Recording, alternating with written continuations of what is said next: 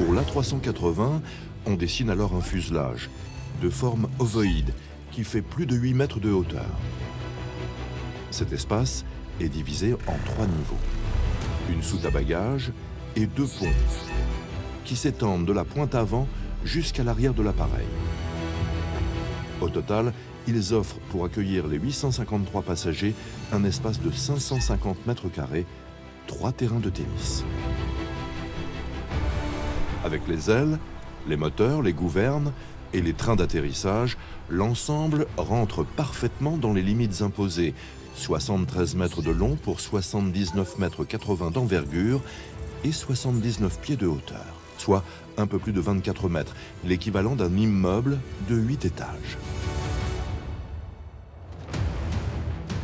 Reste une équation technique extrêmement complexe. Comment faire voler un appareil aussi gigantesque? Un avion, ce sont des moteurs. Si vous avez des moteurs, vous pouvez construire un avion. Plus vos moteurs sont puissants, plus vous pouvez faire un gros avion. Le moteur est donc le premier composant stratégique de la construction d'un avion aujourd'hui. Un moteur d'avion, c'est d'abord un turboréacteur. L'air est aspiré, il pénètre dans le compresseur qui le comprime grâce à un système d'ailette en mouvement et le porte à 500 degrés. Sous haute pression et haute température, il passe ensuite dans la chambre de combustion où il entre en contact avec du kérosène.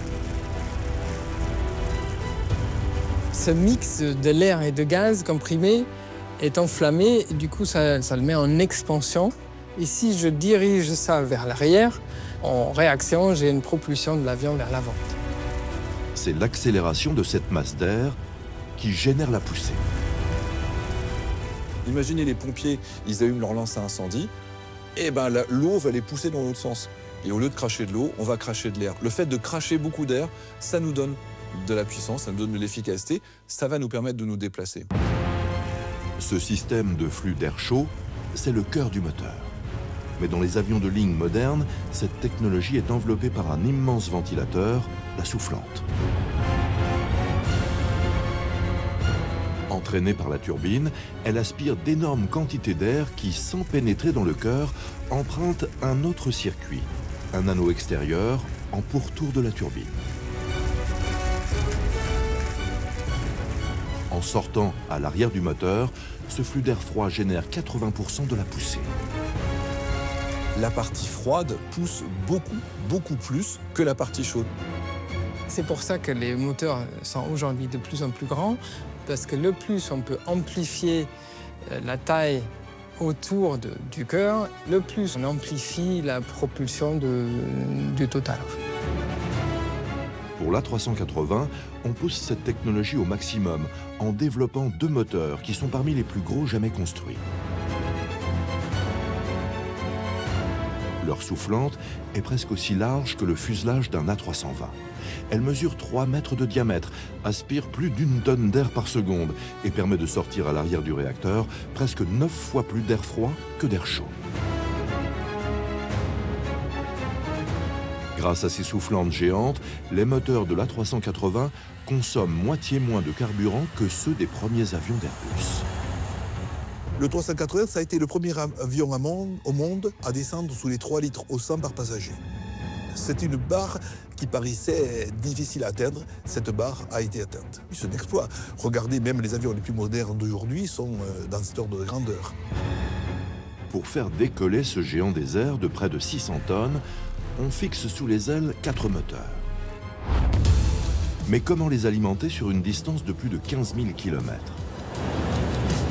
Pour réaliser cet exploit, il faut d'immenses réservoirs capables de stocker jusqu'à 320 000 litres de carburant, de quoi faire le plein de 8 000 voitures de taille moyenne.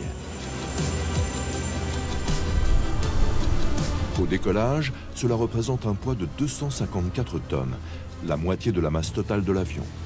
C'est-à-dire qu'à l'atterrissage, une fois son carburant brûlé au cours du vol, il pèsera presque 2 fois moins lourd que décollage. Alors, pour optimiser l'équilibre de l'A380, et contrôler tout au long du vol son centre de gravité, les ingénieurs ont développé un système unique. Ça s'était jamais fait et depuis ça s'est jamais refait encore. On pompe après le décollage le carburant qui est dans les réservoirs très près du fuselage pour les amener à l'extrémité des ailes. Chaque aile peut contenir 150 000 litres de carburant répartis dans 5 réservoirs principaux. Les moteurs consomment d'abord le kérosène des réservoirs les plus proches de l'aile. Le poids du carburant va ainsi s'exercer de plus en plus sur les extrémités des ailes et soulager le fuselage. C'est alors un autre espace de stockage qui entre en jeu. Il se situe dans la gouverne horizontale à l'arrière de l'appareil. Il contient 23 000 litres de carburant qu'il transfère à l'aide de pompes vers les ailes. Au total, c'est 18 000 kilos qui peuvent ainsi être répartis entre l'arrière et le centre de l'A380. En maintenant tout au long du vol un point d'équilibre optimal, le système réduit considérablement la consommation de carburant de l'appareil. Ce type de dispositif permet de gagner des dizaines de kilos, voire des centaines de kilos. 100 kilos de gagner, c'est un passager. Donc, si vous gagnez 1 tonne, c'est 10 passagers. Et en termes économiques, 10 passagers, c'est énorme pour une compagnie aérienne. Cette technologie innovante tire profit d'une des spécificités de l'A380. Il possède les plus grandes ailes jamais construites pour un avion de ligne. La voilure de l'A380 fait 845 mètres carrés. C'est énorme. 7 fois la surface des ailes de l'A320, l'équivalent de 3 terrains de tennis. Les ailes de l'A380 mesurent 45 mètres de long. À leur point d'accroche au fuselage, l'emplanture, elles font 3 mètres d'épaisseur.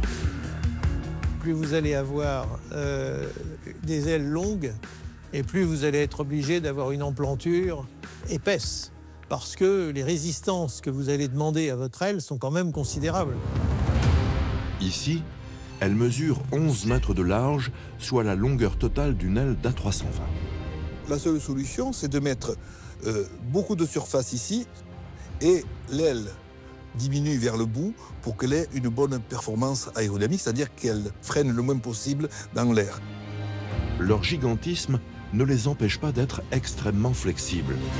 En test, l'extrémité des ailes se déplace même de près de 7 mètres par rapport à leur position d'origine. Vous savez, c'est le chêne et le roseau. Hein. Le chêne casse, le roseau plie. Hein. C'est exactement le même principe dans l'aérodynamique et dans l'aviation. L'aile d'un avion, il ne faut pas qu'elle soit trop rigide, trop dure. Cette capacité à fléchir réduit le risque de dommages structurels durant les turbulences, agissant comme un amortisseur contre les irrégularités de l'air. C'est donc un impératif pour tout avion.